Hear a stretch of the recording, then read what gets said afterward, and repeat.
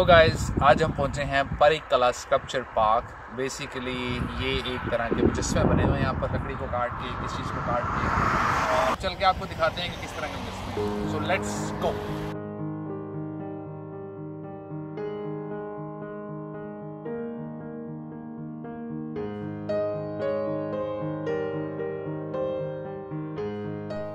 सबसे पहले तो सफ़रनामे में खुश आमदीद। ये मेरे चैनल पे एक नई सीरीज़ है जिसमें मैं ट्रैवल वीडियोस और व्लॉग वगैरह अपडेट करूंगा। तो आज हम पहुंचे हैं परिक कला स्कल्पचर पार्क में। इसके पीछे एक कहानी है मंडे वाले दिन की छुट्टी की। आमतौर पे लोगों को इतवार को छुट्टी होती है, मुझे सोमवार को छुट्टी थी, तो मैंने सोचा क्यों ना स्कल्पचर पार्क देखने चलते हैं, और हम चल पड़े। अब इस हम में दूसरा कौन है ये मैं आपको थोड़ी देर में बताता हूँ। पहले पार्क पे आते हैं। ये पार्क जो है ये जनूबी फिनलैंड में रशियन बॉर्डर के पास वाक़या है और मेरे घर से तकरीबन 1.5 घंटे की ड्राइव है। और इस पार्क में तकरीबन 560 किस्म के मुजस्मे हैं, उसकी तफसीलात भी आगे आएंगी। और ये स्कल्पचर है यार, एक तो मैं प्रोनाउंसिएशन से बड़ा तंग हूँ। स्कल्पचर है इन यूके में, स्कल्पचर यू नो, और स्कल्पचर कहेंगे इसको यूएस में। तो आपको कौन सी प्रोनाउंसिएशन ज़्यादा अच्छी लगती है, स्कल्पचर स्कल्पचर, ये मुझे आप कमेंट्स में बताइएगा।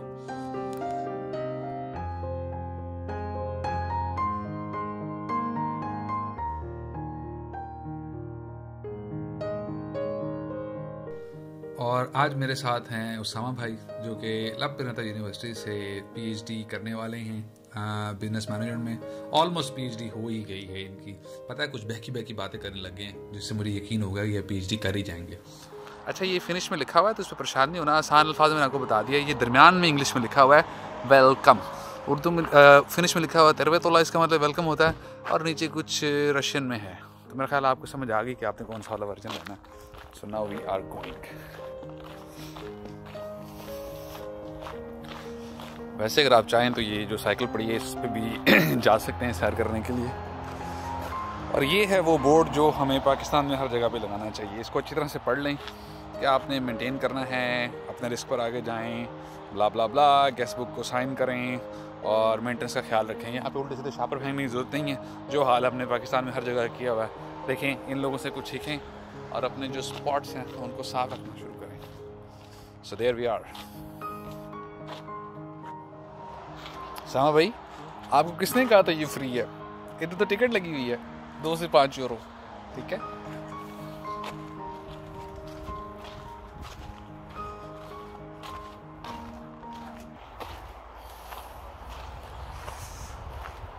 तो जनाब, ये जो आप उल्टी सीधी शेप्स देख रहे हैं ना, ये कोई इत्तेफाक नहीं है, इस पे बहुत ज़्यादा मेहनत हुई है। ये डिफरेंट शेप्स हैं, बेसिकली योगा के स्टाइल्स हैं। तो आप में से जो लोग योगा में इंटरेस्टेड हैं उनको बेहतर अंदाज़ा होगा कि मैं क्या बात कर रहा हूँ। अब ये जनाब देखें, ये तो स्ट्रेट वाली शेप है ना, ऐसे आप खड़े होते हैं।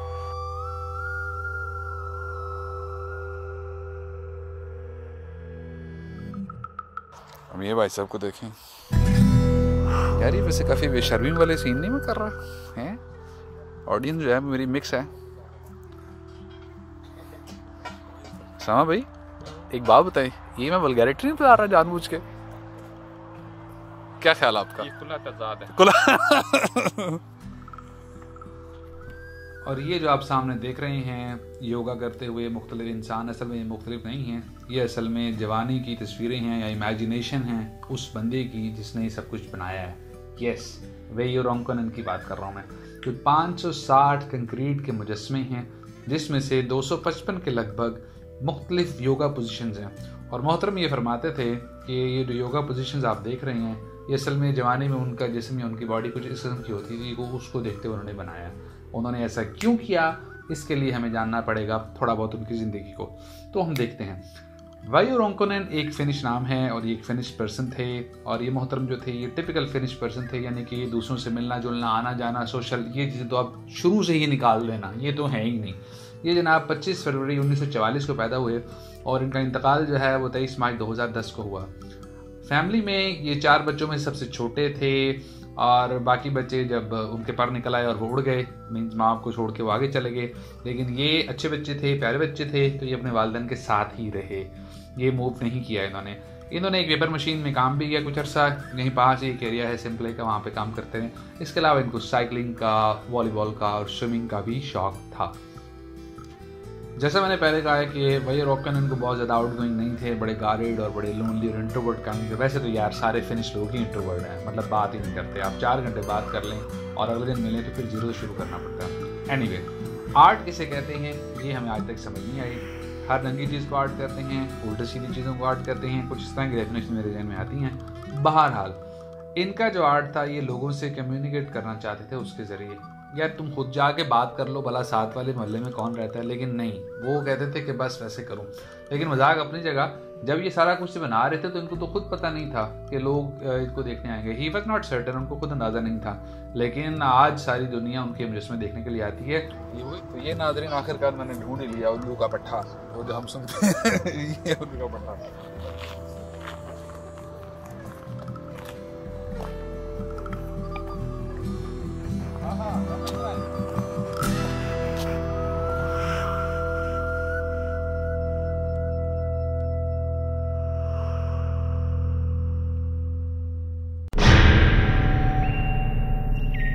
अच्छा, डेफिनेटली ये जो इसको बनाने वाली है ये उसका मुजस्मा तो नहीं है, लेकिन उसने फिर इंस्पिरेशन ली है बहुत सारी चीज़ों से। तो उनमें से ये डिफरेंट लोग और उनके कल्चर्स को उसने मिक्स किया है।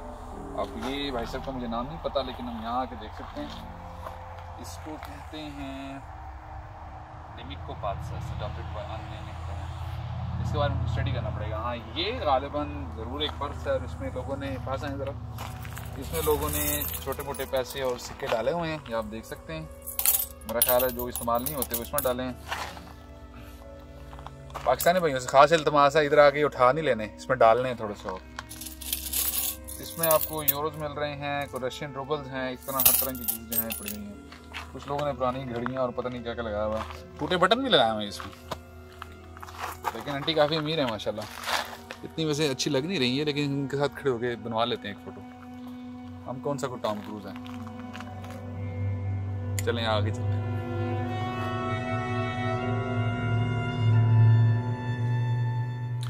कहा यह जाता है कि इन थीम्स पे रोंकोनन ने तकरीबन 50 साल तक काम किया, यानी कि एक ही वक्त में नहीं बन गए। उन्होंने एक चीज़ बनाई, शुरू में तो योगा के मुजस्समे बनाए होंगे, फिर कोई और थीम उनके जहन में आई तो उन्होंने उसको फॉलो किया। फिर इसमें मुख्तलिफ कल्चर हैं, मुख्तलिफ सब्जेक्ट्स हैं जिसको उन्होंने टारगेट किया। अच्छा, ये मैं गेस कर रहा हूँ कि ये इसमें जो है कोई, या तो ये नन है कोई, या ये इंस्पिरेशन किसी सऊदी अरब की खातून से उन्होंने ली हुई है। देखें आपने पूरा नकाब बनाया हुआ उन्होंने। वैसे यार आपस की बात है, काफ़ी डरावना है। यहाँ पे रात को नहीं आना, वरना डर जाता बंदा। कमज़ोर दिल वाले तो बिल्कुल ना है। कोई भी इमेज ऐसा नहीं है जो बहुत खूबसूरत और जिसको देखने को दिल करे आपका। आर्ट तो खैर ये है ही है, जो भी नंगी चीज़ हो वो आर्ट होती है, ये आप याद रखें। ये वही शख्स है जो लोगों से मिलना नहीं चाहता था। इनकी कुछ तस्वीर मैं आपको साथ साथ दिखाता रहूँगा। पार्क का चक्कर भी आप कर रहे हैं ताकि आप बोर ना हो, तो आपको अंदाज़ा हो जाएगा। वैसे आपस की बात है, बंदा काफ़ी स्लिम ट्रिम और काफ़ी अट्रैक्टिव था, ये ऐसी बात नहीं है। जुनूनी आदमी था भाई, आसान अल्फाज में। काम और कोई नहीं था, बंदा मिलना कोई नहीं था भाई, तो बस वो अपने गार्डन में इसमें लग रहा था।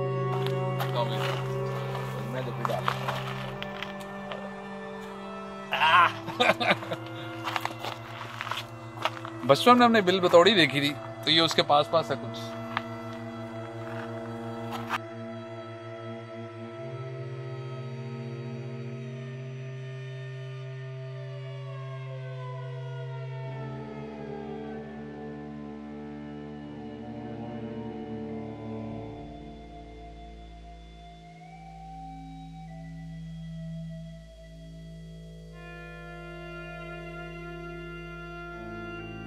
शुरुआत कहाँ से हुई इस चीज़ की जान के मैं बड़ा हैरान हुआ।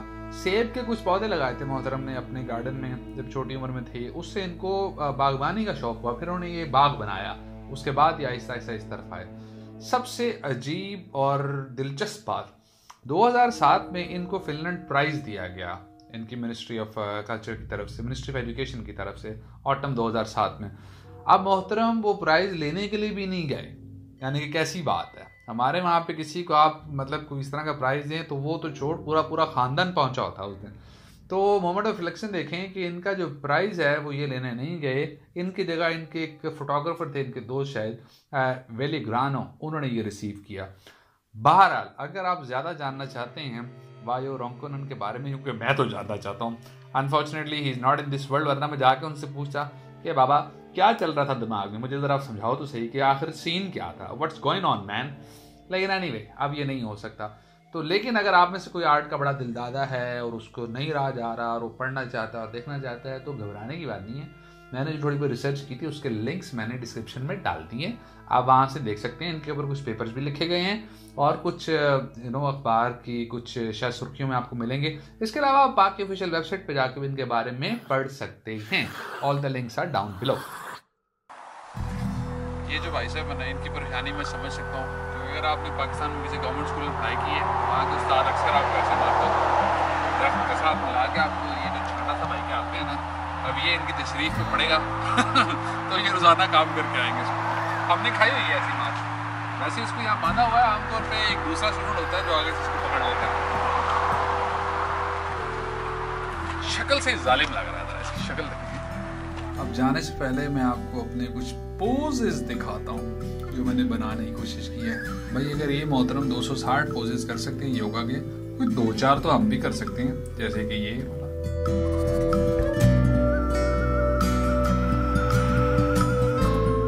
हाँ ये तो बिल्कुल सही कॉपी की है। अब ये अच्छा है या बुरा है ये आप मुझे कमेंट्स में बताइएगा। और ये वाला पोज तो मैं नहीं करने वाला। हाँ हम सब के इर्द गिर्द कुछ ऐसे ऐसे मोहतरम जरूर मौजूद होते हैं और मोहतरमाएं भी, जिनको हर चीज पे कुदरत होती है, जो हर सब कुछ ही जानते हैं। उनको चैलेंज करें कि ये वाला पोज बना के दिखाएं, अल्लाह को पता जाएगा। मैं चैलेंज करता हूँ मोहम्मद एहसन को, आप किसको चैलेंज करेंगे उसका नाम कमेंट्स में लिखें। मुझे दीजिए इजाजत, फिर मुलाकात होगी किसी और सफर के साथ। अपना और अपने प्यारों का रखें बहुत सारा ख्याल, और हाँ जो प्यारे नहीं हैं उनका भी ख्याल रख लिया करें, सो आपका काम है। अल्लाह हाफिज।